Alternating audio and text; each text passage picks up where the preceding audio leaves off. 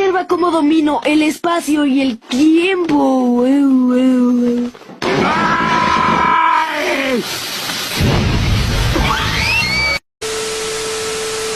Repasando la primera temporada, más precisamente el final del arco 1, tenemos un monólogo muy interesante por parte de Reinhardt van Astria, el actual Santo de la Espada, y uno de los personajes más enigmáticos de las novelas. Es el más fuerte de su mundo, sobresaliendo en cualquier cosa o hobby que realice, al incapaz de resucitar como el ave fénix en dado caso muera. En resumidas cuentas, el favorito de Dios, o en este caso Tapei Nagatsuki. Al final del mencionado arco, Reinhardt nos comparte un peculiar diálogo que nos da mucho que analizar y teorizar. ¿Quieres saber más? Acompáñame en este video, pero antes que nada, ¡comencemos!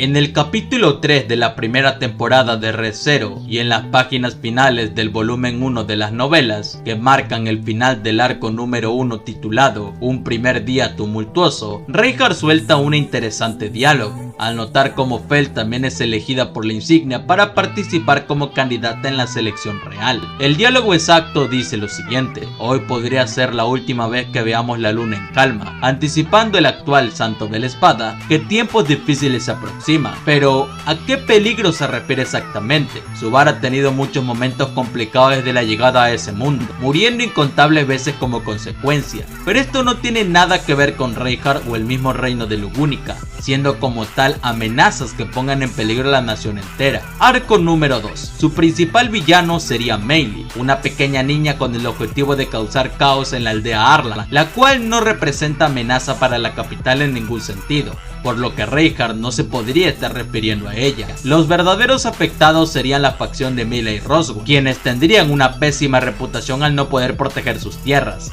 El arco número 3. La llegada de Petelius y la ballena blanca. Ambas entidades representan un gran peligro para la capital real, pero sus objetivos no lo fueron tanto. La ballena blanca estuvo momentáneamente interfiriendo entre el camino del árbol de Flugel, mientras que Pereza solo quería asesinar a las personas del territorio Mothers, con el objetivo de utilizar a Mila como recipiente para Satella. Además, Reinhardt no estuvo en dicho conflicto.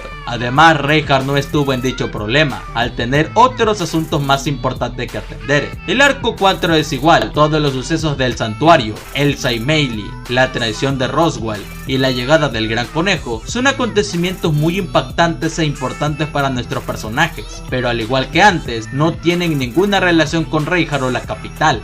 El arco 5 es otro cuento. El ataque de varios arzobispos del pecado en la ciudad de Priestella fue una guerra que dejó un duro golpe en los habitantes del reino, tanto que desembocó directamente el arco número 6, con la facción de Mila y Anastasia dirigiéndose a la atalaya de las Pléyades. Reinhardt se refería a este problema. Existe una posibilidad, pues fue una amenaza a gran escala, que incluso tuvo la participación directa de Reinhardt, algo muy pocas veces visto. Pero aún así tengo mis dudas. Reinhardt en su monólogo final tuvo una expresión muy seria y se desembocó al conocer de la existencia de Fel. Además, pese a todas las pérdidas, todas las amenazas presentadas fueron detenidas con éxito y el arco 7 y 8 no deberían ni ser contados. Puede que los sucesos desarrollados tuvieran la seriedad o problemas al nivel de las palabras de Reinhardt, desencadenándose un caos para los habitantes del país. Su rey fue revocado de su título y una guerra se aproximaba. Pero la diferencia es que todo esto ocurrió en otro país, fuera del reino de Lugúnica, dándole nada de lo sucedido, dejando de lado ciertos datos. Es más, Reinhardt en todos estos acontecimientos se encontraba en la atalaya de Pléyades, cocinándose un conflicto al nivel de sus palabras, aparentemente. Tras lo dicho, ninguno de los arcos escritos hasta el momento calza con el supuesto peligro que preocupó al Santo de la Espada, pudiendo existir una explicación, ya que su frase, más que anticipar un peligro en concreto, básicamente quiere decir que cuando comience la selección real, no será tan tranquilo como lo era en ese momento, ya que se vendrá una nueva etapa a Lugúnica, una explicación que tiene todo el sentido del mundo. La selección real es un evento que lo cambió todo en el reino, sin una respuesta simple y a lo que posiblemente trató de transmitir el autor cuando lo escribió. Pero, ¿y si en dado caso ese monólogo esconde algo más?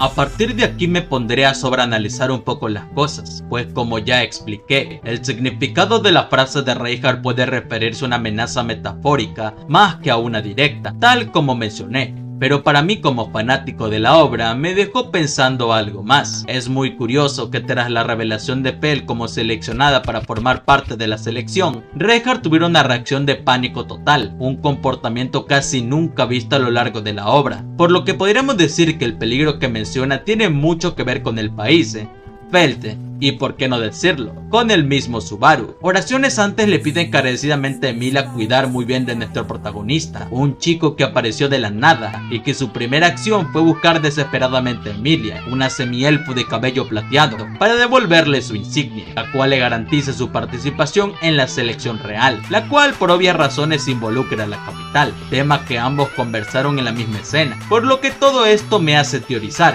que Reinhardt sabe algo más de lo que aparenta. Estuvo dispuesto a llevarse a Subaru como su invitado y se interesó por su bienestar, acciones que sí, son muy acordes a la personalidad del caballero, pero conociendo lo especial que es Subaru, nos hace pensar, más sabiendo lo peculiar que es el personaje, tanto que el mismo autor ha denominado que el mero punto de vista de Reinhardt, el escuchar sus pensamientos de forma directa, es un gran spoiler de la trama, como si supiera algo. Su monólogo tendría sentido en algunos What If, donde Subaru se vuelve un potencial enemigo de Luguni.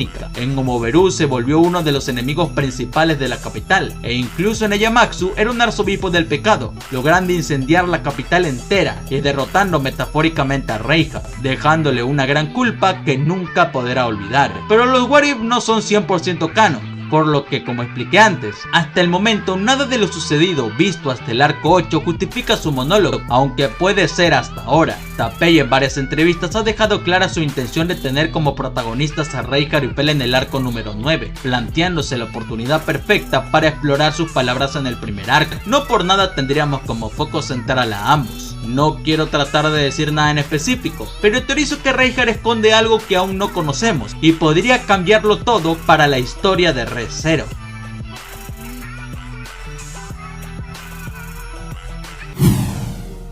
Y en fin, este fue mi pequeño video teoría de una de las frases de Reinhardt dichas al final del arco número 1. Palabras que me han hecho teorizar muchas posibilidades desde que la escuché hace mucho tiempo. Puede que la respuesta más sencilla sea la correcta y que dicha frase sea algo sin ninguna importancia, como explicándonos la gravedad que es el tema de la selección real. Soy el primero en tener en cuenta todo lo mencionado, así que consideren este video una mera excusa de mi persona para soltar todos mis pensamientos. En verdad lo vengo pensando hace años. Sin embargo, en dado caso algo de los bichos se confirme en el arco 9 o en algún futuro conflicto, recuerden mis palabras. Dicho esto, ¿qué piensas tú? ¿Qué opinas de esta teoría? ¿Crees que Reinhardt esconde algo? Déjamelo saber todo en los comentarios. Y sin nada más que aportar, adiós.